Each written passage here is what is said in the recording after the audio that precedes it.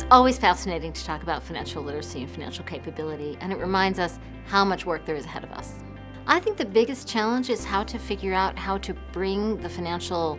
building blocks right into the classroom so that as kids are learning math and history and language arts, they're also developing the skills they will need to be successful in their financial lives as adults. I think our biggest priority, whether you call it policy or practice, is to get every sector of society involved in financial education. This challenge is an economic challenge, it's a human capital challenge, it's too big for any single part of the federal government or the education system or local service providers to do by themselves. All of us need to have a piece of it, and that means baking financial education and financial capability, skill building opportunities into all kinds of places in our society. I'd like to quote my friend and colleague Ray Bashara, who said, "Financial education is what you know, financial capability is what you do with it, and financial well-being is what you achieve because of it."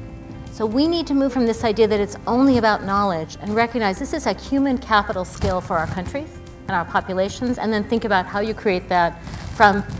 childhood all the way up to the end of the life cycle.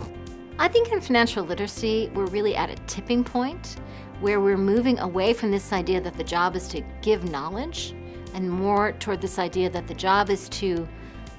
not only give knowledge, but give the skills that allow people to use that knowledge. The financial marketplace is changing so fast that even if you learn everything you need to know today, 2 months, 2 years, it'll be out of date. But a decision-making skill, how to ask that question, how to evaluate the information you get, is a lifelong skill, and you can use that no matter how the marketplace changes.